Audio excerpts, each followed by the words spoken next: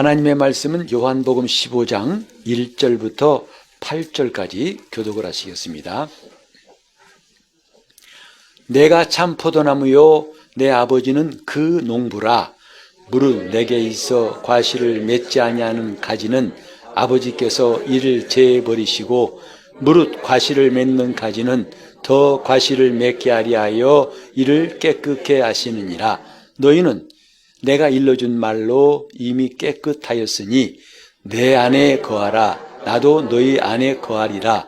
가지가 포도나무에 붙어있지 아니하면 절로 과실을 맺을 수 없음 같이 너희도 내 안에 있지 아니하면 그러하리라. 나는 포도나무요 너희는 가지니 저가 내 안에 내가 저 안에 있으면 이 사람은 과실을 많이 맺나니 나를 떠나서는 너희가 아무것도 할 수 없음이라. 사람이 내 안에 거하지 아니하면 가지처럼 밖에 버리워 말라지나니 사람들이 이것을 모아다가 불에 던져 사르느니라.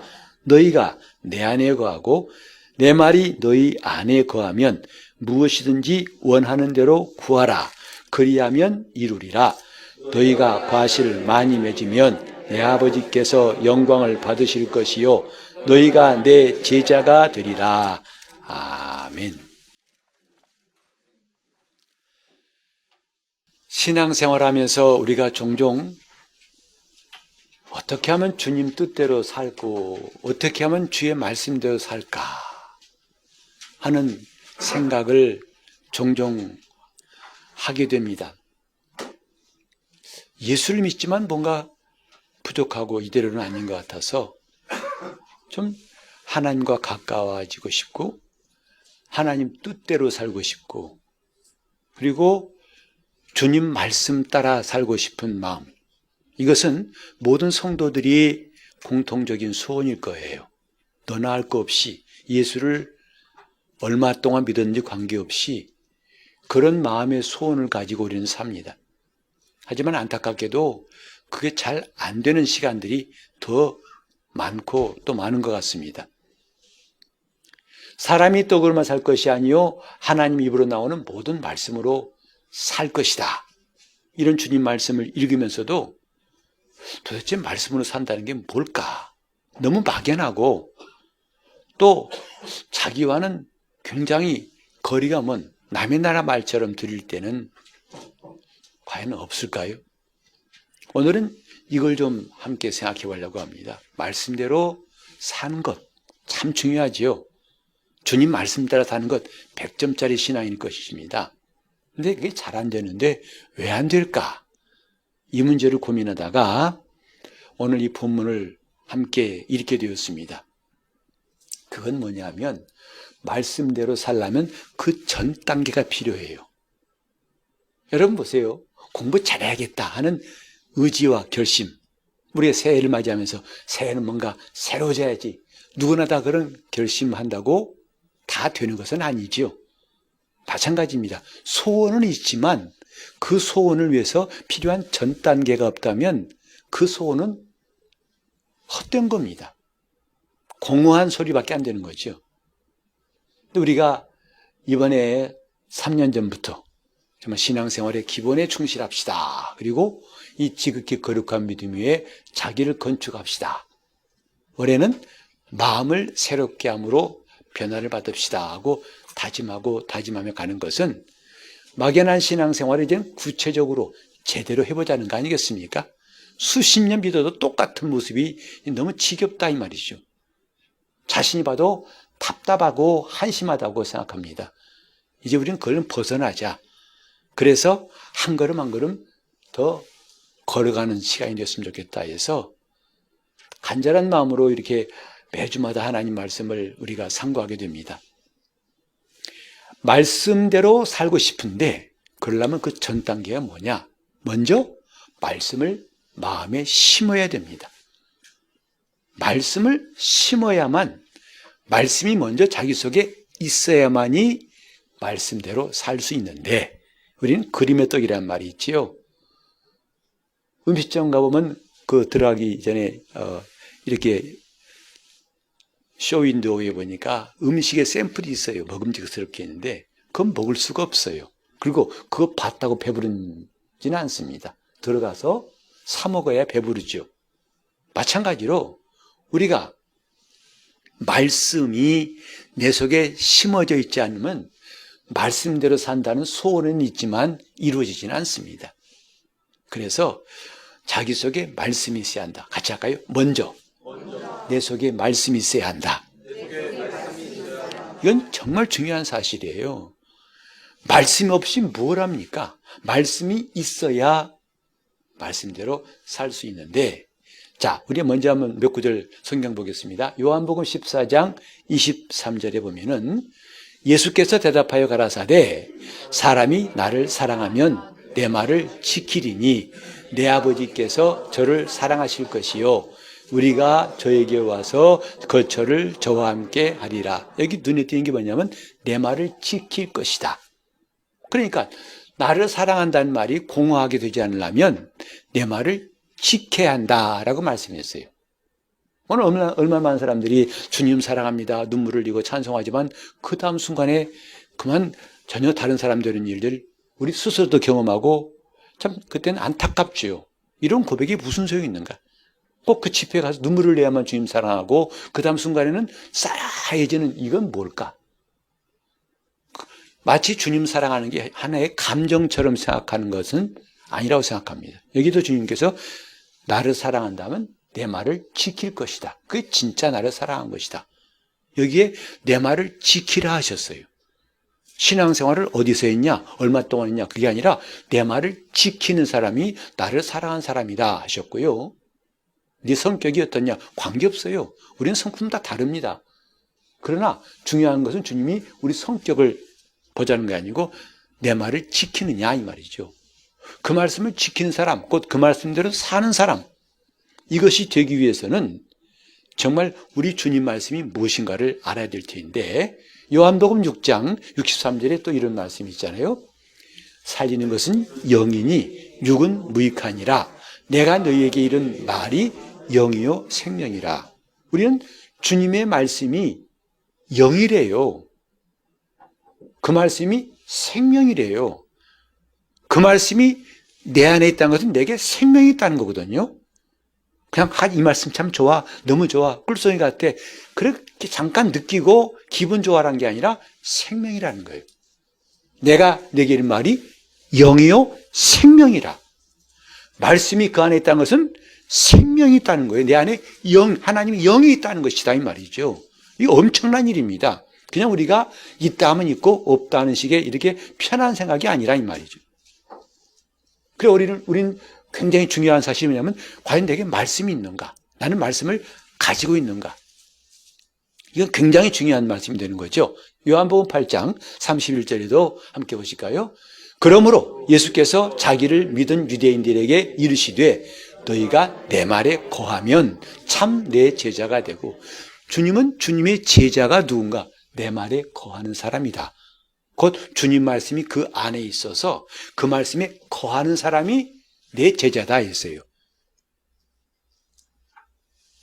오늘날 수많은 제자 학교가 있어요.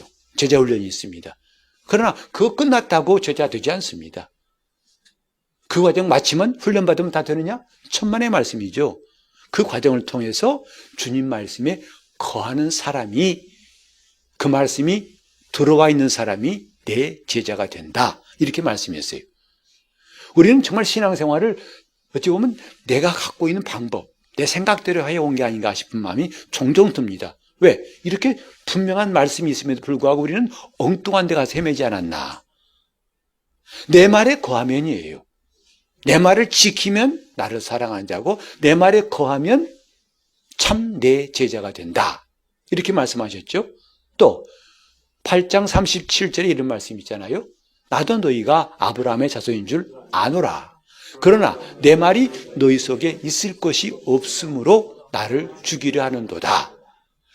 그 말씀을 내가 가지지 아니하면, 내가 그 말씀에 거하지 아니하면 극단적으로 예수를 죽일 수 있다는 거예요. 그걸 유대인들이 그렇게 그대로 행했어요. 여기 난 이 말씀 보면요, 내 말이 너희 속에 있을 것이 없다 하는 그 말씀을 통해 주님의 탄식이 느껴진다고요. 그렇게 내가 오랫동안 처음부터 말했지만 내 말은 너희 속에 있을 것이 없다. 부모님이 아무리 그렇게 자식을 향해서 간절히 말해도 다 튕겨나가 버려요. 왜? 그 말을 받아들일 곳이 없어요. 그 말씀이 내 안에 있을 곳이 없다는 게 얼마나 안타깝고 불행한 일인가. 이제 우리가 차 타고 지나가다 보면은 요새는 사방에 저 지방 가도 아파트 참 많습니다. 그리고 요즘 보니까 그래도 부족해가지고 계속 짓고 있더라고요. 그때마다 그런 생각을 해봤어요. 참 아파트 많고 집도 많다. 근데 혹시 저 가운데 빈집 없을까? 왜? 빈집 있으면 내 집 되고 싶어가지고. 근데 안타깝게도 빈집 하나도 없어요. 여러분 꿈도 꾸지 마세요. 혹시 착오로 빈집 분양하다가 빠뜨린 집이 있을까? 그런 공상은 안 하는 게 좋아요. 저렇게 많은 집들인데 내 집은 없다 하는 생각 들 때 참 마음이 그렇더라고요. 주님 말씀이 거할 집이 없다는 거예요. 교인들은 많은데 한국에도 수많은 교인들이 있는데 주님 보실 때 주님 말씀이 거할 곳이 없어요. 여우도 굴이 있고 공중에 새도 거처가 있는데 나는 머리둘 곳이 없다 하신 말씀도 있죠. 이런 주님의 심정. 찬송은 열심히 하고 그저 열심히 뭔가 봉사하는데 주님 말씀이 있을 곳이 없어요. 눈물을 흘리면서 주님을 사랑한다고 하지만 주님 말씀이 있을 것이 없고 자기 열심을 따라 자기 방법대로 자기 일만 한다면 어찌 되겠는가. 주님 말씀이 없어요. 그래놓고 믿음 없다고 말하면 그건 당연한 거 아니겠어요? 하나님 말씀이 있어야 믿음이 생기는 거죠. 나는 믿음이 없어요. 내가 오랫동안 본사 노릇했는데요. 목사님 미안해요. 믿음이 없어요. 믿음 없는 게 무슨 자랑거리처럼 말할 필요 없어요. 원인이 뭔지 알아야 할 거 아니겠어요. 그걸 진단했다면 그 진단을 가지고 해결책을 구했어야 할 거 아니겠습니까? 우리는 왜 믿음이 없는가? 말씀이 거할 것이 없으면 당연히 믿음이 없는 거죠. 이런 당연한 사실을 우리는 뻔히 보고서도 왜 엉뚱한 데 가서 엉뚱한 일 했던가. 참 스스로가 한탄스럽고 답답할 때가 많습니다. 자, 우리는 말씀이 내 안에 있다. 무슨 뜻일까요? 어떤 의미일까요? 내가 성경 구절을 많이 알고 있고 어디 몇 장 몇 절? 그 말씀. 이것이 말씀이 있다는 뜻일까? 그것은 내 기억 속에 있는 겁니다. 내 마음 속에, 내 지식 속에 있는 거예요. 그건 결코 속마음에 있지 않습니다. 우린 참 관심 가져야 할 게 속마음이에요. 속마음. 겉마음과 속마음이라고 사실 이게 좀 자세히 말하면 어려운 이야기인데 우리가 이해하기 쉽게 겉마음과 속마음. 겉마음은 남을 의식하고 훈련된 마음이란다면 속마음은 숨길 수 없는 마음이죠. 진심이죠. 그래서 속마음을 터놓고 한다는 건 쉽지 않잖아요. 왜? 너무나 그 사람 못 믿어요. 그래서 일단 이 사람이 어떤 사람인지를 모르기 때문에 항상 겉마음, 훈련된 마음. 그래서 목사는 점잖아야 한다. 목사는 온화하고 인자스러워야 한다. 정말 제가 그런 말을 들을 때마다 마음에 찔려서 왜? 저는 그와 전혀 관계없는 정반대에 있는 것 같아가지고 저도 사이클을 많이 조절하려고 그래요. 인자, 온유하게. 정말 저는 왜 그렇게 시작하지 못했는가 안타까워요. 그래서 제가 청년 시절에 목사 되라고 두 분 목사님이 아주 강하게 권면했을 때 저는 못합니다 그랬어요. 제가 봐도 목사감이 아니거든요. 그래서 끝없이 훈련하고 그래요. 제가 어떤 분 보면요. 정말 그분은 딱 보면 목사님이에요. 인상도 더 그렇고 후하고 화낸 적이 없어요. 정말 그분은 진짜 부럽습니다. 나도 왜 저렇게 못 되는가 싶을 때가 많고 근데 지금까지도 안 되더라고요. 그분같이 안 돼요. 근데 혹여라도 그것이 훈련된 마음에 나온 거라면 불행하겠다 싶은 거죠. 중요한 건 진심에서 나와야 한다 이 말이에요. 속마음에서 나와야 한다는 거죠. 찬송도 속마음에서, 기도도 속마음에서. 그래서 우리가 기도할 때 보면 와 저분은 정말 진심으로 기도하는구나. 진정성 있게 하는구나 느낄 때 있잖아요. 아니면 저분은 오랫동안 기도하시더니 이젠 기도가 완전히 그냥 자동으로 나오네 이런 분도 있을 거예요. 속마음이 중요하다 이 말이죠. 말씀은 겉마음에 심어서는 안 됩니다. 속마음에. 그래서 심중에 그 말씀을 두는 게 중요하다. 자, 말씀은 심중에, 시작. 말씀은 심중에 심어야 돼요. 요 몇 주간 동안 우리는 계속 같은 내용의 말씀을 주일마다 보고 있는데, 말씀이 마음에 심긴 그 심긴 말씀이 우리 영혼을 구원한다고 그랬잖아요. 말씀이 심기는 게 그렇게 중요하다는 것을 우리가 오늘도 한 분께 쌓겠으면 좋겠는데, 자, 말씀이 내 안에 있다는 게 무슨 뜻이냐면, 내가 성경 구절을 암송하고 있고, 또 그 말씀을 내가 남에게 가르친다고 해서 말씀 있는 것은 결단코 아닙니다. 말씀이 내 안에 있다는 것은, 아까도 그 말씀은 영이요 생명이라 한 것처럼, 그 말씀이 들으면 영향력이 있어요. 영향력을 끼친다 이 말이에요. 효력을 나타낸다 이 말이에요. 그게 말씀이 있는 거예요. 여러분, 감기약 먹어보신 적 있잖아요. 요만한 약이지만 먹으면 효력이 나타나요. 맹하고 어지럽고 운전도 못하겠어요. 효력이 있어요. 돌멩이 삼킨 게 아니거든요. 약을 먹은 거예요. 약효가 나타나요. 말씀이 내 안에 있다는 것은 그 말씀에 효력이 있는 거예요. 영향력이 있는 것이에요. 그게 진짜 말씀이 있는 거예요. 그러니까 내가 내 안에 말씀이 있다는 없다는 것은 남에게 물어볼 것도 없이 자신이 제일 잘 알아요. 저한테 올 것도 없어요. 여러분 스스로가 잘 알아요. 내 안에 말씀이 있다면 뭐가 있다? 그 말씀에 효력이 있어요. 영향력이 있어요. 그래서 히브리서 4장 12절 보니까 하나님 말씀은 살았고 활력이 있다. 활력이 있다. 그래서 혼과 영과 관절과 골수를 찔러 쫓기기까지 하며 만물이 그 앞에서 벌거벗은 것처럼 다 드러나 버린다. 말씀은 활력이 있어요. 효력이 있어요. 자, 몇 군데 말씀 볼까요? 누가복음 1장 20절에 가브리엘 천사가 침례 요한의 아버지 사가랴에게 한 말이죠. 보라, 이 일이 되는 날까지 내가 벙어리가 되어 능히 말을 못하리니 이는 내 말을 내가 믿지 아니함이니라. 때가 이르니 내 말이 이루리라. 사가랴는 천사가 한 말을 믿을 수가 없었어요. 왜? 이 늙은 나이에 천사가 와서 한 말이 네게 아들이 있을 것이다. 아내도 나이가 많고 자기도 나이 많은데 어떻게? 그래서 말을 안 믿었어요. 그러니까 가브리엘 천사가 말하기를 너는 내 말을 믿지 않았기 때문에 너는 벙어리 될 것이다. 하지만 때가 되면 내 말이 이룰 것이다 했어요. 그 말씀대로 나이든 엘리사벳에서 태어난 사람이 침례 요한이죠. 이렇게 주님 말씀은 뭐냐면 이룬다고 성경에 수없이 말하고 있어요. 하나님 말씀이 뭐라고요? 반드시 이루어지는 말씀이에요.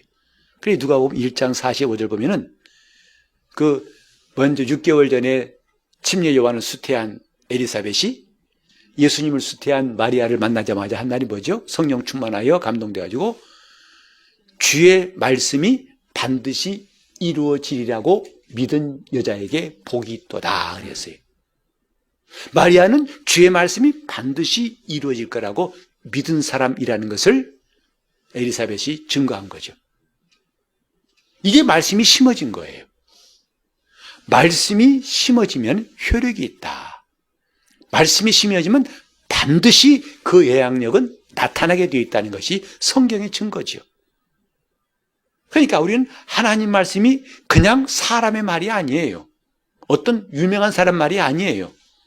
전능하신 이의 말씀은 반드시 이루어지는 말씀이에요. 제가 하나님 말씀은 그럼 여러분 반드시의 힘을 줘가지고 입에 말에 힘을 줘가지고 반드시 이루어지는 말씀 이렇게 합시다. 하나님 말씀은 그래요. 반드시 이루어지는 말씀이에요. 그건 뭐 의심할 것도 없고 근심할 것도 없는 말씀이라고 성경은 우리에게 말하고 있어요. 문제는 뭐냐? 근데 왜 그 말씀이 안 믿어지죠? 내 안에 그 말씀이 심어지지 않았기 때문이다 이 말이죠. 그래서 안 믿어지는 거예요. 하나님 말씀이 심어지지 않고 믿어진다면 얼마나 좋겠어요. 한 번만 딱 들으면 믿어져. 기가 막히죠. 그럼 오늘 목사들이 할 일이 없을 거예요. 여러분 어떤 성도는 그래요. 목사님 그 설교 지난번에 하신 설교 또 하시네요? 기억력 참 좋아요. 어떻게 알았는지. 근데 사실은 대부분은 잘 몰라요. 감사하게도 대부분은 제가 한 설교를 몰라요. 사실 저는 거의 지금 13년째 강단에서 설교하면서 같은 제목으로 설교한 기억은 거의 없거든요. 하지만 이 설교를 똑같이 해도 때로는 작년인가 한번 생각했어요. 무슨 말씀을 전할 것이 고민하다가 다시 12년 전부터 다시 할까? 라는 마음 들었어요. 왜? 그럼 편하잖아요. 다 있으니까. 근데 그걸 아서라 하고 접었어요. 너 뭐하냐 접었는데, 자 보세요. 사실 성도들이 정말 고마운 게 뭐냐면 잘 잊어버려요. 말씀 들어도 다 싹 칠판에 지우듯이 다 잊어먹습니다. 그게 감사해요. 그래 목사가 살아남는 것 같아요. 계속 할 일 있잖아요. 그대로 말씀을 심어보세요. 잠깐만요. 지난주에 하신 말씀 또 하시면 어떡해요? 아마 대경 실색할 겁니다. 근데 우리는 하나님 말씀이 뭐냐 하면 반드시 이루어진 말씀. 문제는 그 말씀이 들었는 자가 아니라 심었는 자가 중요한 거라는 거죠. 자, 또 봅시다. 데살로니가전서 2장 13절에 이러므로 우리가 하나님께 쉬지 않고 감사함은 너희가 우리에게 들은 바 하나님의 말씀을 받을 때에 사람의 말로 아니하고 하나님의 말씀으로 받음이니 진실로 그러하다. 이 말씀이 또한 너희 믿는 자 속에서 역사하느니라. 바울 사도가 데살로니가 성도들을 칭찬한 것은 너희는 하나님 말씀 받을 때 사람 말처럼 받지 않고 하나님 말씀으로 받았다. 그러니까 심어지더라 이 말이죠. 사람 말처럼 들었다면은 그 속마음에 심어지지 않았을 터인데 하나님 말씀으로 들으니까 심중에 심어지고 그걸로 끝나는 게 아니라 또한 이 말씀이 너희 믿는 자 속에서 뭐 하시느니라? 역사하느니라. 말씀이 내 안에 있다는 것은 그냥 뭔가 마음이 편안한 정도가 아니라 말씀은 역사하시는 거예요. 그 역사한다는 말을 헬라어로 찾아봤더니 뭐냐면 바로 그 역사한다는 말은 효과적으로 일한다, 효과적으로 작동한다 이 뜻이더라고요. 효과를 내면서 작용한다는 거지요. 그게 역사한다는 뜻이라고요. 그러니까 하나님 말씀은 내게 심어졌으면 결코 가만히 있지 않습니다. 뭐 한다고요? 역사하시는 거예요. 그러니까 내가 지금 말씀이 있는가 없는가는 자가 진단이 얼마든지 가능하다. 자가 진단 키트가 한두 개가 아니에요. 그 말씀이 있으면 효력이 나타나고 역사가 나타나고 그 말씀 때문에 변화가 일어난다는 것, 그 말씀 때문에 역사가 일어난다는 것을 말하고 있는데 이걸 구체적으로 아주 눈에 보이는 것처럼 또 구약성경 이사야 52장 10절과 11절 하신 말씀 있죠? 같이 볼까요? 비와 눈이 하늘에서 내려서는 다시 그리로 가지 않고 토지를 적시어서 싹이 나게 하고 열매가 맺게 하여 파종하는 자에게 종자를 주며 먹는 자에게 양식을 줌과 같이 내 입에서 나가는 말도 헛되이 내게로 돌아오지 아니하고 나의 뜻을 이루며 나의 명하여 보낸 일에 형통하리라. 하나님은 친히 나의 말은 이런 것이다 라고 소개하셨어요. 비와 눈이 땅에 떨어져가지고 그냥 돌아간 법 없죠. 반드시 땅을 적시어서 토지를 적시어서 씨 뿌리는 자에게 종자를 주고 또 먹는 자에게 양식을 주지 않느냐. 그냥 돌아오는 헛되이 돌아오는 비와 눈이 있더냐. 심지어 그 눈은 사람들을 넘어지게 하더라. 눈이 왔다고 그냥 돌아가더냐? 반드시 자빠지게 하더라. 미끄러워가지고. 그냥 이런 역사가 있다 이 말이죠. 그처럼 하나님 입에서 나간 말도 헛되이 돌아오지 않고 그냥 돌아오지 아니하고 나의 뜻을 이루며. 그러니까 말씀에는 하나님의 뜻이 있어요. 내가 말씀 받았다는 것은 하나님의 뜻을 받은 거예요. 그 뜻이 그때부터 심어질 때부터 이루어지는 거죠. 이게 얼마나 신기한 일입니까? 그러니까 그 말씀 받은 사람이 갑자기 변화되는 건 너무 당연한 거죠. 변화가 없는 거 당연한 거죠. 말씀이 심어지니까 변화가 없는 거 당연한 거죠. 여러분 보세요. 여인이 잉태를 했어요. 수태를 했어요. 드디어 생명을 잉태했어요. 그러면 그 잉태한 생명이 계속 평생 그 안에 있다면 문제에 있습니다. 보통 큰 문제가 아니에요. 뭐죠? 10개월 만에 생명을 낳습니다. 하나님 말씀이 심겨진 것은 마치 여자가 잉태한 것 같아요. 마리아가 수태하듯이. 그리고 그 말씀은 반드시 역사가 일어나는데 그 말씀대로 이루어진다 이 말이죠. 이런 것을 알고서 우리는 하나님 말씀이 내게 있기를 사모하는 건 중요하다 이 말이죠. 내게 하나님 말씀이 심겨지게 하소서. 이게 우리 기도가 되었으면 좋겠어요. 정말 이게 중요한 겁니다. 수십 년 설교 듣고 많은 사람에게 목사에게 설교 드렸지만은 아직도 내 마음에 심겨진 말씀이 없다면 어찌 될 것인가? 저는 이리 신방하다가 그런 말을 들을 때 참 마음에 감동이 와요. 목사님이 꽤 오래된 시간인데 그때 우리 집 신방 오셔가지고 주신 말씀이 지금도 우리의 기도 제목이 되고 있고 그 말씀대로 살고 있습니다. 정말 하나님께 감사해요. 그건 하나님이 하신 일이에요. 저도 올해 좀 그런 신방이 여러분 가정에 있으면 좋겠다고 생각해요. 하나님 말씀이 심어진다면 얼마나 놀랍겠습니까? 근데 그분이 한두 해 신앙생활 한 것도 아니고 오랫동안 신앙생활 하신 분인데 그래서 수많은 신방 가운데서 자기가 받은 말씀이라고 고백하면서 말하는데요.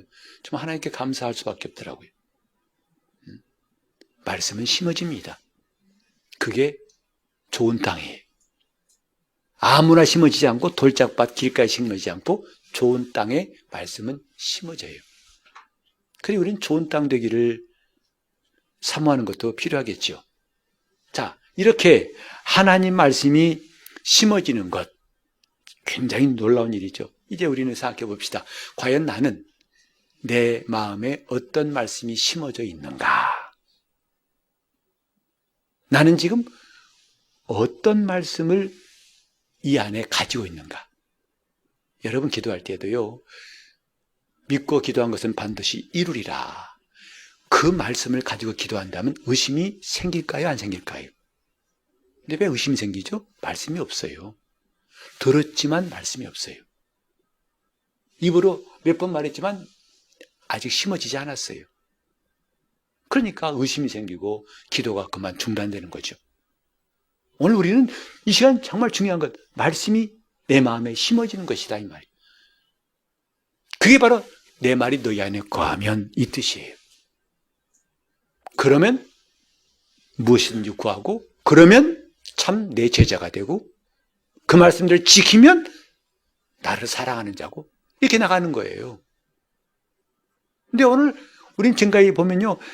그 전 단계였던 말씀이 심어지는 것은 너무 소홀하고 심지어는 무시하고 건너뛰고서 결론만 말한다 이 말이에요. 주님을 사랑합니다. 응답하여 주시옵소서. 이 병이 낫게 주시옵소서. 어떻게 보면 신비주의자예요. 심은 것도 없이 거둘려고 그래요. 그러니 무슨 소용이? 그래 놓고 에이 주님 안 들으신다고 소용없다고 그러죠. 과연 그런가? 소용없을까요? 그 다음에 성경 말씀이 왜 오늘 우리 앞에까지 와 있을까요? 이 성경 말씀이 소용없다면 이미 성경은 저 도서관에 들어있고 사람들 안 볼 거예요. 소용이 있기 때문에 이 성경을 많은 사람들은 붙잡고 있는 거 아니겠습니까? 다시 한번 말씀을 내 마음에 심자 시작. 말씀을. 그때 내게 말씀이 있는 거예요. 그때 주의 말씀이 내 안에 거하시는 거예요. 내 말이 너희 안에 거하면 이것이 얼마나 중요한데 이걸 건너뛰고는 그 다음 건 생각할 필요가 없어요. 생각해도 안 되는 것이다 이 말이죠. 말씀이 내 안에 거하면 오늘 지금 나에게 있는 말씀은 뭘까? 곰곰이 생각해 봅니다.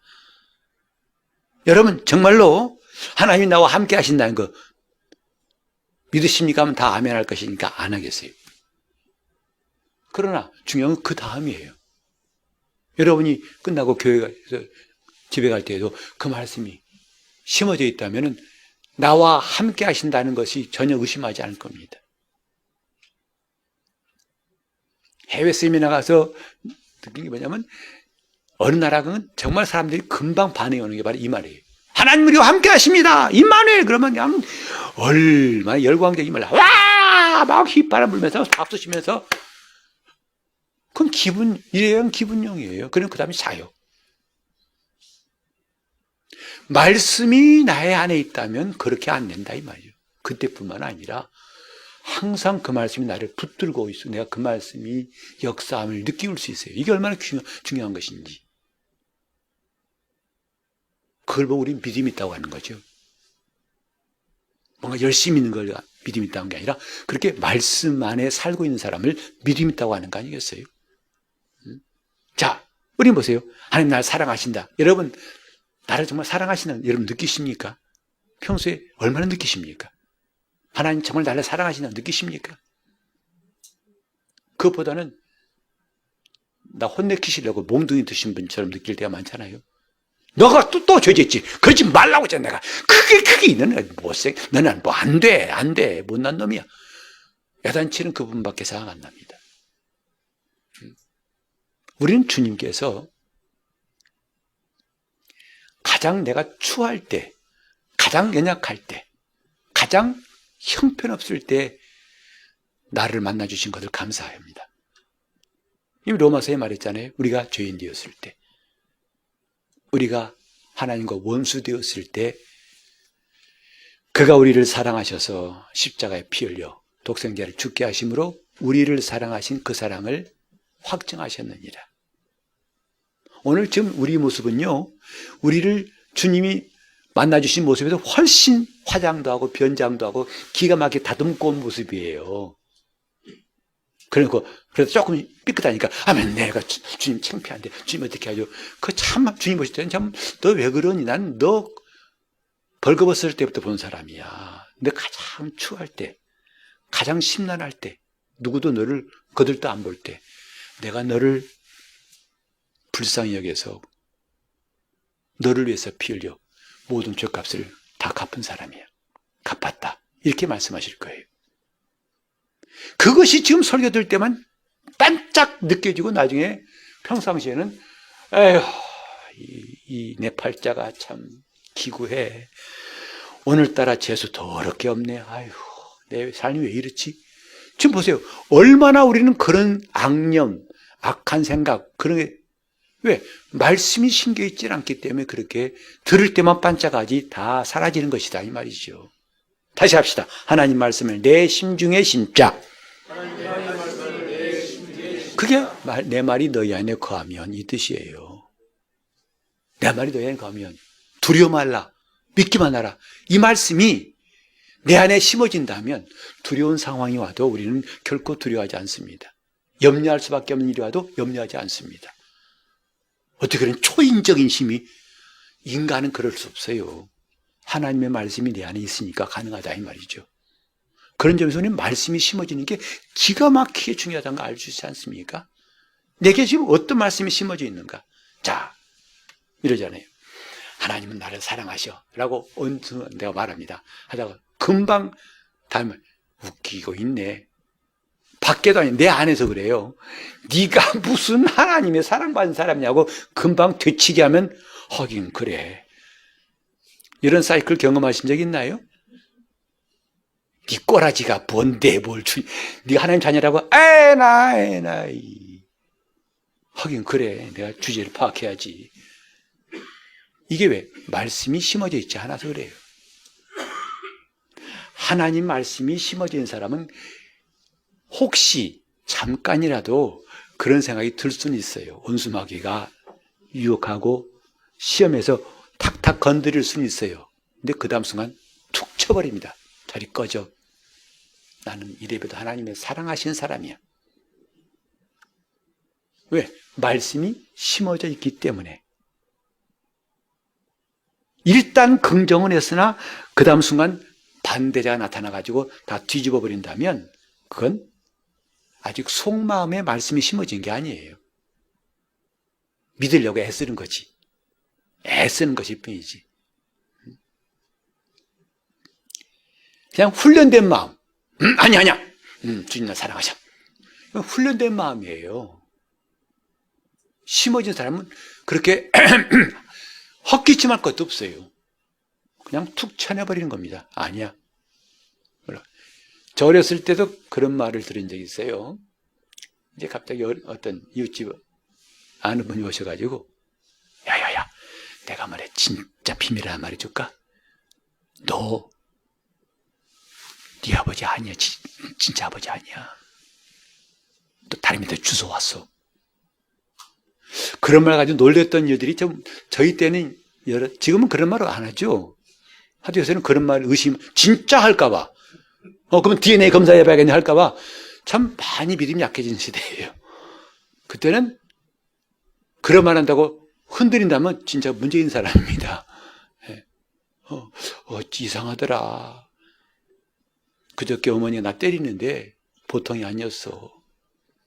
인대를 패버리더라고.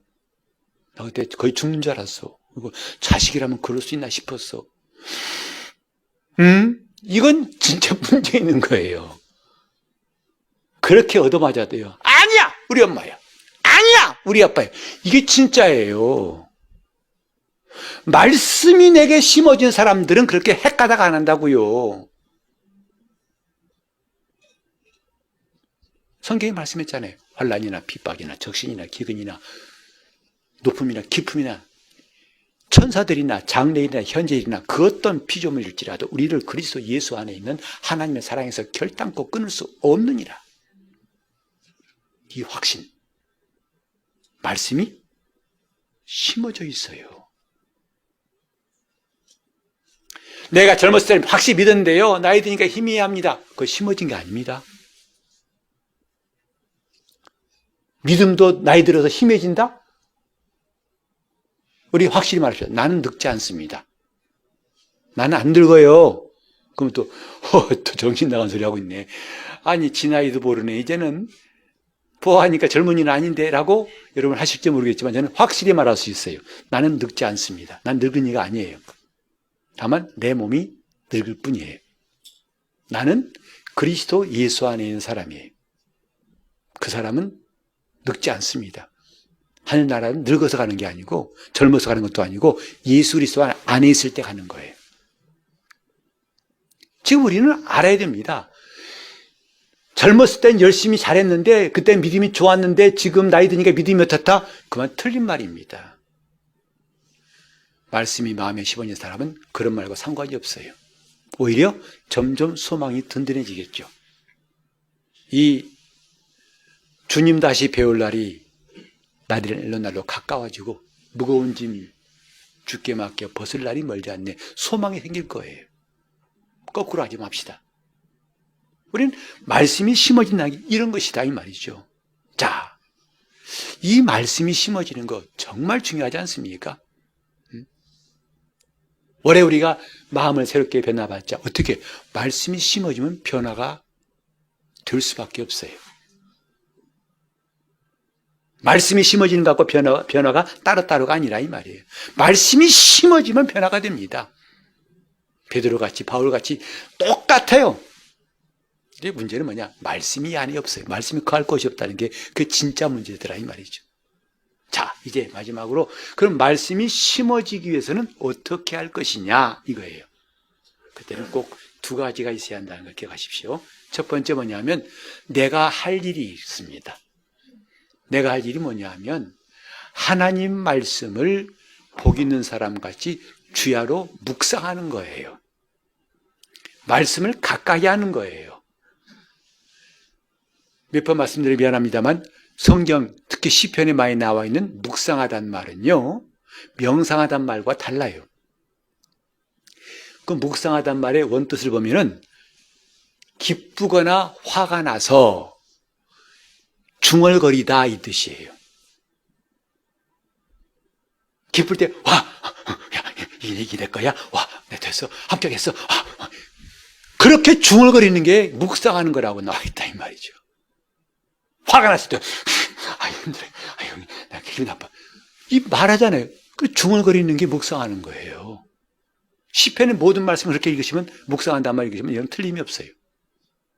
소리내요. 혹은 작은 소리로 읊조리다. 읊조리다. 하나님 말씀은 머릿속에서 상상하지 마시고 기억하지 마시고 읊조리라는 거죠. 부지런히 읽으라는 거예요. 내 머리 나빠서. 아니요. 부지런히 말하세요. 하나님 말씀을 외우려고 하지 않아도 부지런히 읊조리면 외워집니다. 기억됩니다. 아니, 기억된 게 아니라 마음에 심어집니다. 우리가 할 일은 뭐냐면 말씀을 부지런히 입으로 읊조리고 묵상하고 시인하는 거예요. 그러니까 여러분들이 참 말씀드릴 때 설교 중에 아멘을 가끔 잘해서 감사해요. 근데 앞으로 더 많이 있으면 더 감사해요. 아멘도 이게 믿음의 언어예요. 아멘이란 말이 원래 진실로란 뜻이거든요. 또 그렇게 되어지이다 한 뜻이라고요. 여러분이 말씀드릴 때마다 아멘한 것은 그 말씀대로 나에게 이루어지다 이 뜻이니 아멘을 어찌 금할 수 있을까? 어찌 아멘을 절제할 필요가 있으리요? 근데 신기하게도 아멘 절제한 사람들도 많더라 이 말이죠. 아멘 안 하잖아요. 절제하고 있잖아요. 자물쇠를 잔뜩 재고 안 하고 있어요. 왜? 점잖아야지. 품이 있어야지. 이때만은 좀 점잖을 양보하세요. 아멘. 아까부터 났지만 아직 멀었어요. 아멘. 아멘. 제가 옛날 봉사처럼 아멘을 강요하는 게 아니라 이걸 알고서 우리는 말씀을 좀 읊조리라는 거예요. 말씀을 묵상하라는 거예요. 말씀을 선포하고 말씀대로 말하라는 거예요. 그게 뭐냐면 말씀을 심는 과정이에요. 그렇게 말씀을 심기 원하시면서 정작 말씀을 들을 때는 이러고 있어요. 아멘도 안 한다 이 말이죠. 앞으로 우리 왜 아멘 쏟아지겠네. 감사하네요. 감사해요. 정말 가슴 두근두근하네요. 아멘 쏟아지겠어요. 아멘. 예. 또 금방 정신줄 놓은 사람들 차차차 아멘 놓쳤다 하실 분들은 다음부터 놓치지 마시고 언제나 기다렸다가 제때 하시면 좋겠습니다. 아멘. 예. 자, 우리는 내가 할 일이 뭐냐면 하나님 말씀을 가까이 하고 그 말씀을 자꾸 읊조리는 거예요. 주의 말씀을 자꾸 가까이 하고 읊조리는 거예요. 이것은요 누가 대신할 수 없어요. 우리가 항상 하나님 말씀을 여러분 보세요. 축복할 때도 여러분 진정으로 믿고 축복하면 그 사람에게 이루어집니다. 목사에게 축원합니다 할 때 보면요 아멘 아멘 아멘 딴짓하면서 아멘 이런다고. 아니요 그대로 받아들이세요. 그러면 여러분 복이 그대로 임한다는 걸 우리는 아멘이라고 얼마든지 시인할 수 있어요. 근데 그걸 되게 안 해요. 하나님 은혜와 함께 하시기 바랍니다. 아멘. 옆집 사람은 주세요. 나는 괜찮아요. 이런 뜻이다 이 말이에요. 그거 손해보는 겁니다. 우리는 말씀을 묵상하십시다. 계속 묵상. 그리고 성경 말씀 앞으로 가능한 대로 소리내어 읽자는 것이죠. 눈으로만 보지 말고 가능하면 소리내어 읽자. 물론 눈으로 볼 때도 있습니다. 지하철 내에서 볼 때도 복 있는 사람은 낙인의 꾀를 쫓지 않냐고. 그건 조금 너무했다 이 말이죠. 그때는 좀 내가 눈으로 볼지라도 할 수만 있으면 소리내어 합시다. 소리내야 하더라도 가급적이면 할 수만 있으면 큰 소리로 우렁차게. 그게 더 좋다 이 말이죠. 이렇게 부지런히 말씀을 사모하고 묵상하는 것은 내가 할 일이에요. 그 다음에 또 한 가지 성령께서 하실 일도 있다는 것. 내가 할 일과 성령께서 하신 일이 항상 합력해야 된다는 것입니다. 항상 합력해야 돼요. 그래서 성령께서 역사하실 때 어떤 일이 일어나는가? 그 말씀이 믿어져요. 그렇게 안 믿어지던 말씀이 어느 순간에 와 닿고 믿어져요. 그게 성령께서 하신 일이에요. 하나님 말씀은 아무도 처음부터 한번 들었더니 확 믿어진다? 그런 일 없습니다. 그거 바라지 마세요. 내가 말씀을 사모하고 묵상할 때 그래서 시편 기자는 말하기를 내가 한밤중에 깨어나서도 말씀을 묵상했나이다 그랬어요. 잠도 안 자고 아니라 푸떡 깬 순간에도 주의 말씀을 묵상합니다. 그 말씀을 묵상하더라 이 말이죠. 시편 119편은 온통 하나님 말씀을 사랑하는 고백으로 한 절도 말씀이라는 게 빠진 구절이 없어요. 그래서 시편 119편을 말씀장이라고 하죠. 말씀장. 히브리서 11장을 믿음장이라고 하고 고린도전서 13장을 사랑장이라고 한다면 성경에서 말씀장 그러면 시편 119편이에요. 제일 길어요. 근데 그게 구절구절마다 말씀이 물론 말씀이라고 하는 게 어떤 증거, 규례, 법도란 말로 하지만 다 말씀을 말하는 것인데 그것이 빠진 구절이 없어요. 자, 우리 이제 내가 할 일이 무엇인지 알았다면 열심히 해서 성령께서 일하실 때 비로소 말씀이 심어진 역사가 여러분 모두에게 나타나기를 예수 이름으로 축원합니다. 함께 기도하실 때 주님, 나에게 주의 말씀이 심중에 심어지게 해달라고 성령이 역사하시기를 간절히 사모하시면서 기도하겠습니다. 하나님 아버지, 우리 마음이, 우리 속마음이 하나님이 말씀을 심으시는 밭이 되기를 원합니다.